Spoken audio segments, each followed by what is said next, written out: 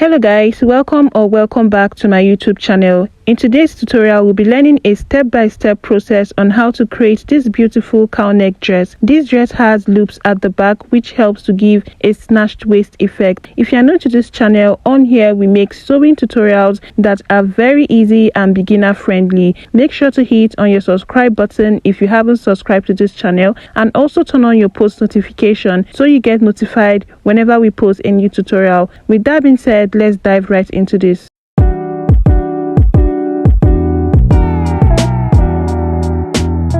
To recreate this style, you'll be needing about 4 yards of fabric. I use 4 yards of pattern crepe. Unless the person is on a plus size, then you might need to use more than 4 yards. I'll be using pattern paper to draft this out because my fabric is stretchy and you might end up not seeing the chalk markings on it. From the top of my pattern paper, I'm going to come down by about 0.5 inch and I'm going to connect this with a straight line. Now this line is going to be serving as our starting line, which is also going to serve as the shoulder line. For the neckline, you're going to come in from this line by 3 inches. You can use 3.5 if you want a wider neckline. Okay, from the same point, come down by 1.5 inch for the neck depth and connect this in a curve. For now, we'll be using the back neckline. We'll be taking care of the front neckline much later.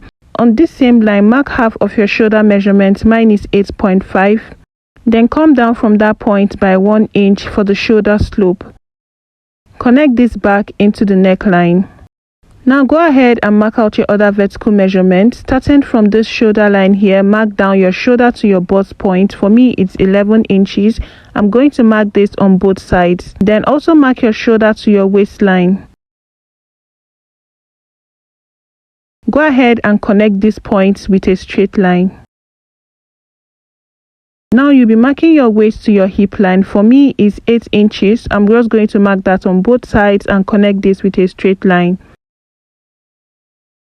The next point you are going to mark is going to be your knee line. So also leaving your tape there at the waistline, mark your waist to hip line. Now make sure that whatever is your waist to hip line, you take out 1 inch from that. For me, it's 23 inches. I'll be marking this at 22 inches. This is because you don't want that shaping to start exactly at the knee line. Okay.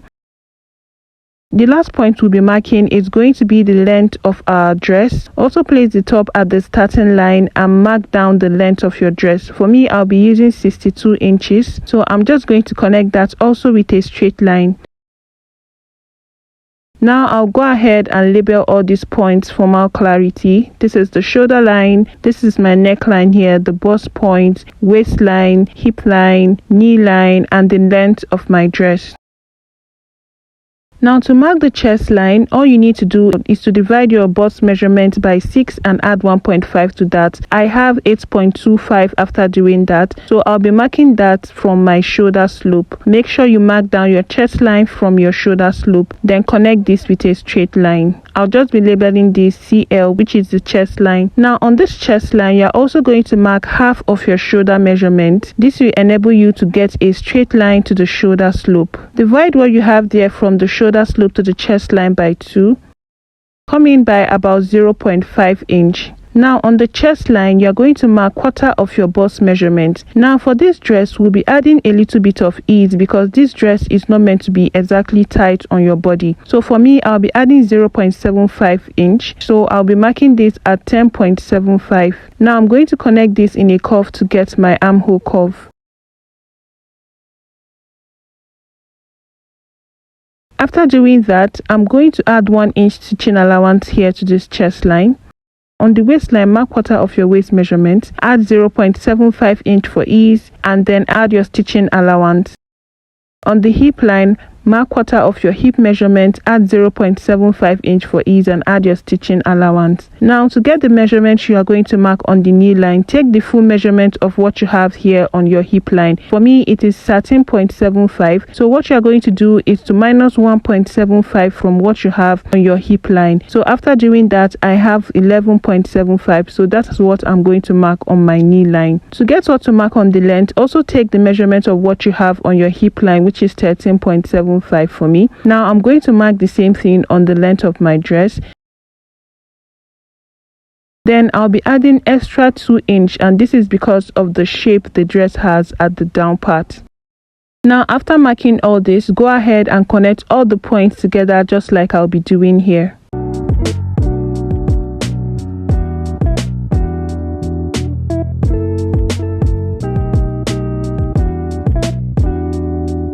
Now go ahead and cut this out following all the lines that you drew.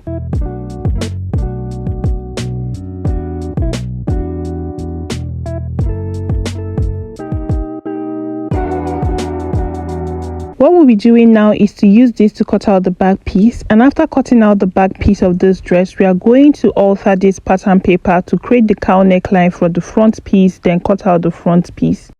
To cut out the back piece, I already have my fabric unfold here and I have my pattern paper on it. So I'm just going to go ahead to cut this out. Starting with the neckline, make sure to add half-inch stitching allowance to the neckline, half-inch stitching allowance to the shoulder, then cut out the remaining parts of the fabric.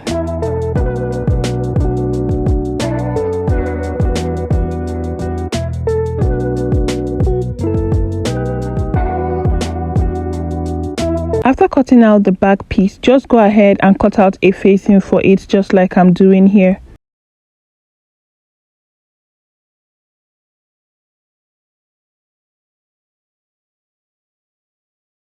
I'll just be trimming off the end to create a round shape like this. Now that we are done with that, we'll be slashing and spreading this pattern paper to create the cowl neck for the front. To do that, I'll just be outlining my chest line like this. What you'll be doing here is to slash through your chest line all the way into the armhole. Make sure not to slash this entirely because you want it to still be connected to the main pattern paper. Now what I'll be doing here is to spread this upper part to about 7 inches. Now note that you don't want to go more than 7 or 7.5 inch if you don't want this to be too revealing. Unless you want it to be, then you can go ahead and do that. So for me, I'll be using 7 inches. I have my fabric unfold here and I'll just be slashing this to 7 inches. You can also use 6.5, okay? So I'm just going to mark the point there, just to make sure that my pattern paper stays on the chalk. Then coming to this part, we are going to rule a line starting from the neckline there into the center front, just like this. I'm going to go ahead and cut this out starting from this point all the way into the neckline. Then cut it through the shoulder, through the armhole, and through the rest of the dress.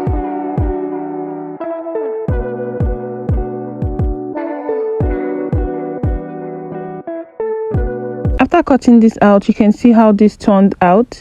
I'm just going to open this up so that you see what it looks like. You can see that we've created our cowl neck and this is how beautiful it came out. Now you're going to go ahead and cut out a facing for the cowl neck just exactly the way you cut out a facing for the back piece.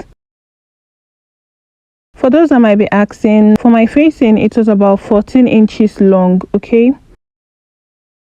Now we are going to go ahead to stitch down the facing to the main fabric. So the facing of the front piece, go ahead and hem the down part. Then after hemming it, what you are going to do is to place it on the front piece like this. Make sure it's right sides facing each other. Then you are going to stitch this down using 0.5 inch stitching allowance. For the back piece, you will also be attaching the facing to the main dress. You are going to get the midpoint of the facing and the midpoint of the neckline. Then you are going to place the notches together and stitch this down using half-inch stitching allowance.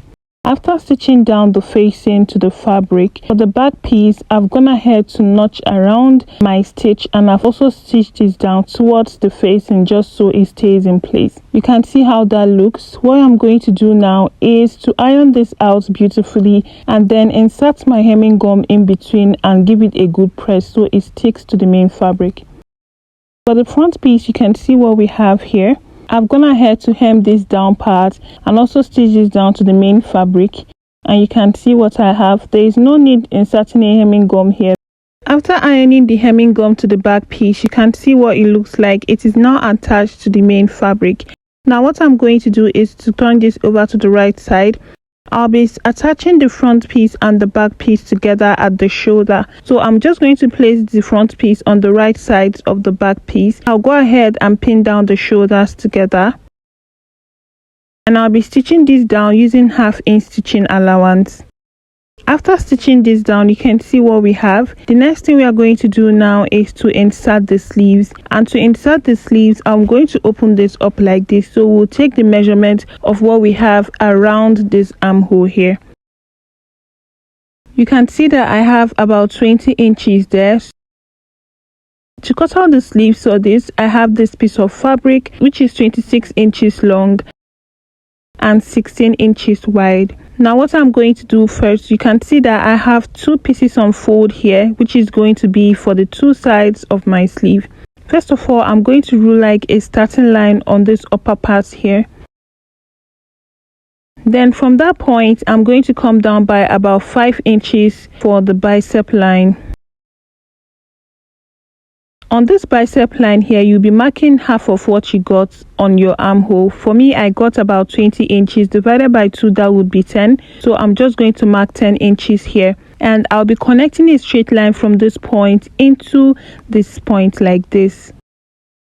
The rule doesn't allow me to connect this because the fabric moves around a lot, so I'm just going to use my free hand to do this. So after connecting a straight line, you'll be dividing this straight line into 2. Mark the midpoint. Then from this point, you're going to go up by about 0.5 inch and connect a curve to the upper part, just like I'm doing here. And then go down by about 0.5 inch and connect it back into the length on your bicep line. After doing this, because of the kind of sleeve we are creating, you will just be drawing a straight line and extending it outwards to the end of your sleeve, just like this. Because of the shape of the sleeve we are creating, this is how you should do it. Okay, we are done with the sleeve. Just go ahead and cut this out. Make sure to also notch the midpoint of the sleeve. To attach the sleeve, I'm going to bring in the sleeve and place it right side to my dress, making sure that this notch point is on the joining of the shoulder. Now I'm going to use my pins and pin down the sleeve around the armhole area.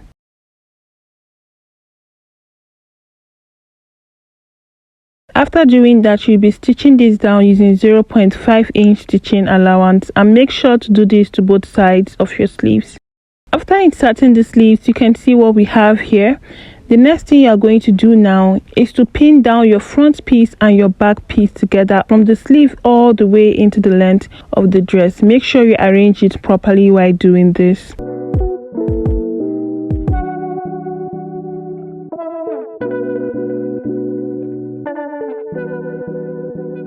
After pinning it down, before you go ahead and stitch it down from the sleeve into the length, what you're going to do is to cut out the loops, and the first thing you need to do is to determine where you want your loops to start. Okay, so it's supposed to start around the waistline, and this is where my own waistline is. So from the waistline now, you're going to go up by about 1 inch or 1.5 inch up and down. If you want just 2 loops, you can just go up from the waistline by 1.5 inch or 1 inch, and that would be all. But for me, I'll be using 3 on both sides.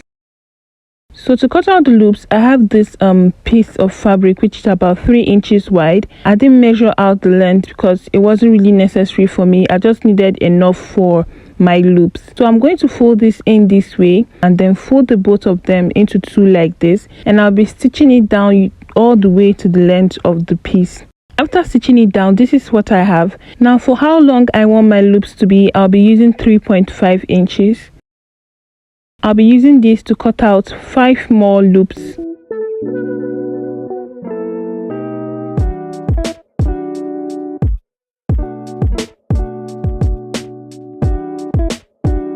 So here I have 6 loops, which is what I need.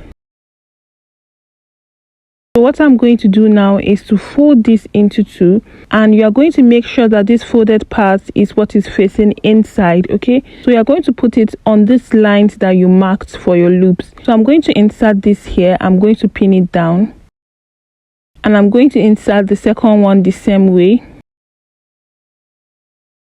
Pin it down. Also insert the third one.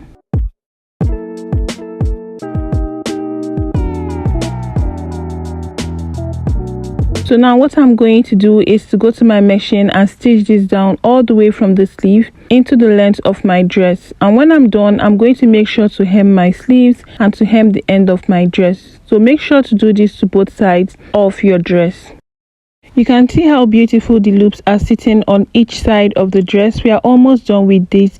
The next thing you are going to do now is to create a lacing, and to create the lacing I have this fabric here which is about 3.5 inches wide, and for the length I just used this because I felt like it was going to be enough. Now what I'm going to do is to fold in this upper part like this, then fold in the sides in opposite direction this way, then go ahead and fold it into two and stitch this down all the way to the length of the lacing. After creating the lacing, this is what I have, and I'm going to just insert this into the loops and use it to create like a crisscross around all the way to the end. Now I went ahead to make this lacing longer because I realized it was too short for me, so I had to make it longer. And yeah guys, that is all for this dress. This is very easy to make, and I hope this tutorial was really helpful to you. Make sure to leave a comment, make sure to like this, and make sure to share this to family and friends who you think love sewing tutorials like this. I'll see you guys in my next tutorial.